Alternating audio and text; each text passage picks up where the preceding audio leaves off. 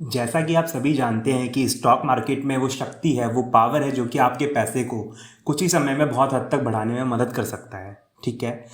आज के टाइम पे जिसे देखो वो स्टॉक मार्केट सीखना चाहता है, चाहे वो कोई पर्टिकुलर कोई बिजनेसमैन हो या एज ए स्टूडेंट या फिर अगर आप कोई वर्किंग प्रोफेशनल्स हैं, अदरवाइज आप कोई एम्प्लॉयज़ हैं, आज सभी स्टॉक मार्केट को सीखना चाहते हैं।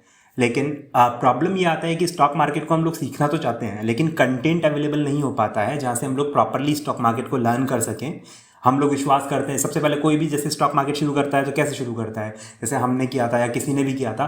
क्या करते हैं, सबसे पहले अपन लोग किसी ब्रोकर्स के पास जाते हैं, अपना डीमेट अकाउंट खुलवाते हैं, उन्हीं वही सारे जो ब्रोकर्स होते हैं वही आपको बताते हैं कि पर्टिकुलरली इस स्क्रिप्ट के अंदर पैसा लगा दो। अब कहने को तो वही बोलते हैं कि ये स्क्रिप्ट बहुत ज़्यादा आपको अर्न करके देने वाली है, लेकिन किसे क्या पता कि वो स्क्रिप्ट एकदम मतलब ऊपर जाने वाली है या फिर वास्तव में बिल्कुल ही ऊपर जाने वाली है। मतलब आप समझ रहे हैं ना कि मतलब स्क्रिप्ट का कोई भरोसा नहीं होता है। और कई कई बार आपने ऐसा भी नोटिस किया होगा कि आपने जब पहली पहली बार पैसा डाला था किसी पर्टिकुलर शेयर के अंदर या फिर किसी और स्क्रिप्ट के अंदर, इनिशियली वो बढ़ने लगता है। जैसे सपोज मैंने बाय किया है किसी शेयर को, वो बढ़ने लगा और फिर जैसे ही उसके अंदर मतलब मेरा टाइम आया प्रॉफिट अर्न करने का, तभी सडनली वो रिवर्स हो गया। रिवर्स होकर उसने लॉस जनरेट करना स्टार्ट कर दिया। तो क्यों ना हम कुछ ऐसा करें जिससे कि हम लोग सीख जाएं कि स्टॉक मार्केट को कैसे हम लोग मतलब टाइम, देखो कंप्लीटली स्टॉक मार्केट को कोई टाइम नहीं कर सकता है। अकॉर्डिंग टू मी 100% अगर कोई आपको बोलता है कि वो स्टॉक मार्केट को टाइम करना सिखा देगा या फिर मतलब ऐसा कुछ कर देगा जिससे आप 100% स्टॉक मार्केट से पैसा अर्न कर मतलब पैसा डालेंगे और वो आपका 100% ग्रो होगा, तो मेरे हिसाब से वो आपको झूठ बोल रहा है, आपको बरगलाने की कोशिश कर रहा है। एक्चुअलिटी क्या होती है कि हम लोग स्टॉक मार्केट की स्टडी करके, पास्ट ट्रेंड्स को देख के, फंडामेंटल एनालिसिस करके, टेक्निकल एनालिसिस करके 60 से 70% की एक्यूरेसी प्राप्त कर सकते हैं स्टॉक मार्केट में, और मेरे हिसाब से वो बहुत अच्छी एक्यूरेसी होती है। ठीक है। तो सबसे पहले मैं अपने बारे में कुछ बता दूं। Hi, I am C A Aakash Agrawal here और आप सभी देख रहे हैं learn with C Aakash YouTube channel. तो जैसा कि मैं आपको बताऊं कि मुझे लगभग 6 साल का एक्सपीरियंस हो चुका है स्टॉक मार्केट में इन्वेस्टमेंट करने का। आप मतलब आप नोटिस करोगे कि बहुत से ऐसे लोग होते हैं जिन्होंने स्टॉक मार्केट में मतलब लाइक इंडिया के अंदर 98% लोग कभी भी स्टॉक मार्केट के अंदर इन्वेस्टमेंट नहीं करते हैं। ठीक है। और अगर जो लोग इन्वेस्टमेंट करते भी हैं फाइनेंशियली, वो लोग इन्वेस्टमेंट करते भी हैं तो वो डायरेक्टली म्यूचुअल फंड्स में इन्वेस्टमेंट करते हैं, डायरेक्टली स्टॉक मार्केट के अंदर खुद से इन्वेस्टमेंट करने की कोशिश नहीं करते हैं। ठीक है। अच्छा, इसके पीछे का जो सबसे बड़ा कारण होता है वो ये होता है कि लोगों ने कुछ गलत धारणाएं बना रखी हैं स्टॉक मार्केट के ऊपर। यानी क्या, उनके दिमाग के अंदर कुछ मिथ्स हैं। अगर वो मिथ्स रिजॉल्व नहीं होते हैं ना, तो लोगों को लगता है कि स्टॉक मार्केट के अंदर ये पर्टिकुलर चीज़ है जिसकी वजह से मैं इसके अंदर नहीं आ पा रहा हूँ, मतलब कुछ ना कुछ वो कंस्टेंट मान के बैठे रहते हैं। तो आज का जो मैं वीडियो है वो डेडिकेट कर रहा हूँ कि एक पर्टिकुलर स्टॉक मार्केट को मिथ को तोड़ने से रिलेटेड। और वो मिथ ये है कि स्टॉक मार्केट बहुत ज़्यादा रिस्की होता है। अगर आप मुझसे पर्सनली पूछेंगे तो हाँ, स्टॉक मार्केट रिस्की होते हैं लेकिन उतना भी नहीं जितना कि हम लोग समझते हैं। ठीक है। तो मैंने सबसे पहले ये सोचा, डिसाइड किया है कि आज से मैं अपनी स्टॉक मार्केट सीरीज़ की वीडियोस लाने वाला हूँ धीरे धीरे से अपने यूट्यूब चैनल के ऊपर, जिसमें मैं कंप्लीटली बेसिक से बताने वाला हूँ। देखो यूट्यूब के ऊपर आपको सब तरह का कंटेंट मिल जाता है स्टॉक मार्केट से रिलेटेड, लेकिन वो बिखरा हुआ कंटेंट है। आपको समझ में नहीं आएगा कि उसे क्रोनोलॉजिकली कैसे स्टडी करना है और कैसे उससे अपने बेटर डिसीजंस लेने हैं। ठीक है।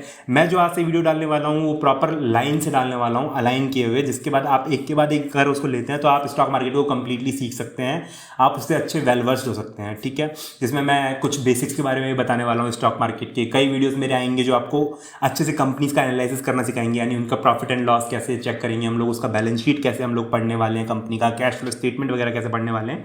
ठीक है। इसके अलावा हम लोग टेक्निकल्स के भी कुछ वीडियो मैं इस चैनल के ऊपर डालने वाला हूँ, जैसे हम लोग डिफरेंट तरह के इंडिकेटर्स सीख सकते हैं मेरे चैनल के ऊपर, राइट। जिसके साथ साथ हम लोग ये सीख सकते हैं कि कोई पर्टिकुलर पैटर्न्स कैसे रहते हैं जिससे हम लोग पैसा डाल के अपने पैसे को ग्रो कर सकते हैं। तो उसी सीरीज़ के अंदर आज मैं अपना पहला वीडियो डाल रहा हूँ एंड आई होप आप लोग इस वीडियो को लाइक करने वाले हैं और मुझे सपोर्ट करने वाले हैं। तो चलिए हम लोग अपने कंप्यूटर स्क्रीन के ऊपर आते हैं। तो जैसा कि मैंने आपको अभी अभी बताया था, मैं आपको बताने वाला हूँ कि कौन सा मिथ ऐसा है स्टॉक मार्केट का जिसे हम लोग मतलब बहुत ज़्यादा सच मान के बैठे हुए, लेकिन सच में ऐसा नहीं होता है। ठीक है। So our topic is busting the myths of stock market. Now busting मतलब हम लोग स्टॉक मार्केट के मिथ को कम्प्लीटली तोड़ने वाले हैं। ठीक है। तो जो सबसे बड़ा मिथ जो होता है ना स्टॉक मार्केट का, वो ये रहता है कि stock market is very risky. Stock market बहुत रिस्की होता है, right. I don't think so, है ना।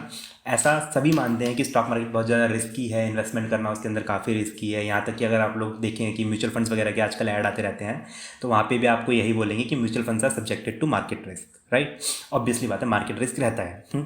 लेकिन क्या ये लॉन्ग टर्म में भी उतना ही रिस्की होता है जितना हम लोग इसको रिस्की मान के बैठे हुए होते हैं?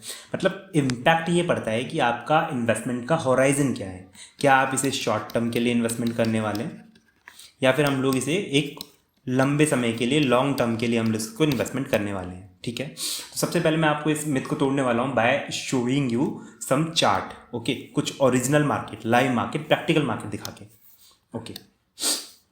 आई होप आप सबको मेरी स्क्रीन विजिबल हो गई होगी, ठीक है। तो ये मैंने खोला हुआ है सेंसेक्स का चार्ट मैक्सिमम करके, मतलब जब से सेंसेक्स का इंट्रोडक्शन हुआ था। यानी सेंसेक्स क्या होता है, अब देखो हमारा जो इंडियन स्टॉक मार्केट होता है वो है ना, दो इंडाइसिस के भरोसे हमारे लोगों को शो किया जाता है, ठीक है। कौन से इंडाइसिस होते हैं? पहला होता है निफ्टी और दूसरा होता है सेंसेक्स।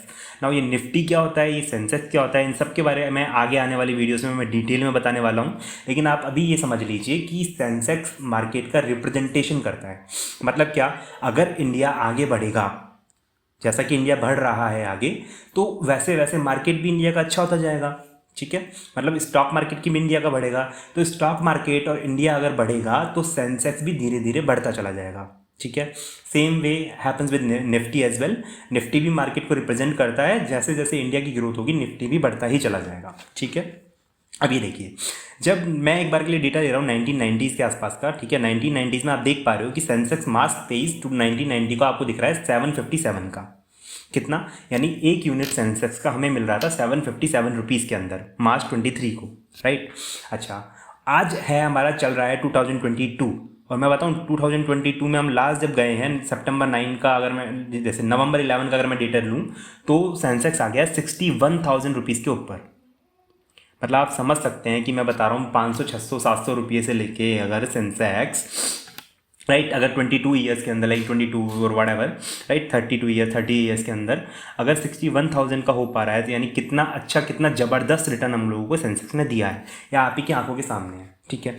अच्छा, अगर मैं एक बार, लेकिन क्या अब बात ये आती है कि सर ये तो हो गया लॉन्ग टर्म के बारे में, क्या शॉर्ट टर्म में भी हमें इतना ही रिटर्न देखने को मिलता है? ठीक है, तो मैं एक बार के लिए चेक कर लेता हूँ कि ये क्या अचानक से सडनली 2000, मैं 8 के आसपास आता हूँ तो 8 के आसपास मेरा था 20,000 के समथिंग का सेंसेक्स। लेकिन सडनली ये क्या हुआ, सेंसेक्स रह गया 9,300 के आसपास का 2009 से पहले, Feb 6 2009 से पहले। मतलब लगभग 9,000 पॉइंट्स का गिरावट आया है एक सिंगल ईयर के अंदर, मतलब कुछ महीनों के अंदर। क्या ऐसा भी हो सकता है मार्केट के अंदर? ऑफ कोर्स ये पॉसिबल है, अगर कुछ ऐसे अनफोर्सिएबल रीज़न आ जाते हैं, कुछ सर्कमस्टांसेज आ जाते हैं जिससे मार्केट को बुरी तरह से क्रैश हो जाता है, ठीक है। अब बात आती है कि 2008 में क्या हुआ था। देखो 2008 के अंदर हुआ था लीमन ब्रदर्स का एक केस हुआ था। मतलब क्या हुआ कि लीमन ब्रदर्स एक यूएसए की एक बहुत बड़ी लाइक फाइनेंशियल इंस्टीट्यूशन है। फॉर एग्जांपल इंडिया के अंदर हम लोग बात करते हैं एचडीएफसी की, राइट, आईसीआईसीआई बैंक की, ठीक है। तो हुआ ये था कि मतलब over a night bankruptcy declare हो गई थी इसके अंदर, लीमन ब्रदर्स के अंदर, राइट। अभी मतलब सोचने वाली बात है कि सपोज मतलब आज के दिन लीमन ब्रदर्स काम कर रहा है, चल रहा है प्रॉपरली, लोगों का पैसा वहाँ पे लाइक लेन देन हो रहा है, लेकिन सडनली रात को लीमन ब्रदर्स के साथ ये होता है कि वो बैंकरप्ट हो जाता है, कोई लेन देन नहीं होने वाला है पैसों का, लोगों के पैसे स्टक हो गए हैं। तो उस वजह से आर्थिक मंदी का सा दौर आ गया था इस ड्यूरेशन के अंदर, राइट। साथ में हम लोगों को बताऊं 2008 के अंदर फिर जब मुसीबत एक आती है तो एक के बाद एक तुरंत आती है, ठीक है। तो सत्यम का जो एक स्कैम चल रहा था वो भी इसी टाइम पे मतलब पर्दाफाश हुआ था उसका, तो इस वजह से मार्केट को झटका लगा था और लगभग 9,000 पॉइंट टूटा था, राइट। अच्छा, इसके बाद एक बात करें अपन लोग 2014 के आसपास की। देखो 2014 में एक इवेंट हुआ था, इवेंट ये हुआ था कि बीजेपी की गवर्नमेंट आई थी। उसके बाद देखो उस टाइम 21,000 रुपये का था तुम्हारा ये सेंसेक्स का, और बाद में बढ़ बढ़ के देखो कहाँ तक चला गया, 41,000 41,000 तक पहुँच गया अगर मैं 2019 तक की बात करूँ तो, ठीक है। अगर हम लोग 2019 को ना लें, 2018 तक भी 35,000 के आसपास आ गया है। तो ऐसा क्या हुआ कि लगभग इतने से टाइम के अंदर इतना ज़्यादा बढ़ा मार्केट, क्या लाइक बीजेपी गवर्नमेंट का इसमें कोई हाथ है या फिर मोदी जी ने कुछ मतलब अच्छा किया, इस वजह से ऐसा हुआ? देखो जब भी कोई स्टेबल गवर्नमेंट आती है ना, सबसे main important point of view होता है मार्केट के लिए स्टेबल गवर्नमेंट। देखो जब कॉल्यूडेड गवर्नमेंट होती है ना, मतलब एक से ज़्यादा गवर्नमेंट मतलब आपस में होते हैं लोग, कांग्रेस की भी मान लो सरकार है, बीजेपी के भी लोग हैं, आपस में कॉल्यूजन करके उन्होंने गवर्नमेंट बनाई हुई है। उस केस में क्या होता है कि कोई भी पॉलिसी अगर आपको इंप्लीमेंट करनी है ना गवर्नमेंट को, तो पहले 10 आदमियों से पूछना पड़ता है, अदरवाइज वही चीज़ है कि सपोर्ट चला जाएगा। अगर मान लो किसी के भी हित में नहीं रहा पॉलिसी तो फिर सपोर्ट में प्रॉब्लम आती है। लेकिन बीजेपी बहुमत से जीती, ठीक है, उस वजह से ये इम्प्लीमेंट हुआ कि जो भी अब वो लोग पॉलिसी बनाएंगे वो एक तरह से बहुमत के लिए बनाएंगे, मतलब आराम से उसको बनाएंगे और आराम से इम्प्लीमेंट करेंगे। तो स्टॉक मार्केट का उसके ऊपर पॉजिटिव इफेक्ट पड़ा। ठीक है, उसके बाद हुआ क्या कि देखो 2019 के बाद अंदर 20 में हम लोगों को कोविड इंट्रोड्यूस हुआ था। कोविड की वजह से 40,000 से आपका स्टॉक आ गया 31,000 के ऊपर, फिर से 10,000 पॉइंट का लॉस हुआ था। किस वजह से? कोविड की वजह से। लेकिन जैसा मैंने आपको बताया, क्या लॉन्ग टर्म में इसका इफेक्ट पड़ा? क्या अरे इफेक्ट पड़ा होता तो 61,000 कैसे हो जाता 2 सालों के अंदर? मतलब 35,000 से 61,000 हो गया है सेंसेक्स का वैल्यू सिर्फ और सिर्फ 2 से 3 सालों के अंदर। तो आई होप मैंने आपको टोटली क्लियरली बता दिया है कि आप ना लॉन्ग टर्म के अंदर स्टॉक मार्केट में पैसा इन्वेस्टमेंट करना बिल्कुल भी मुश्किल काम नहीं है, बिल्कुल भी रिस्की नहीं होता है। ठीक है, जब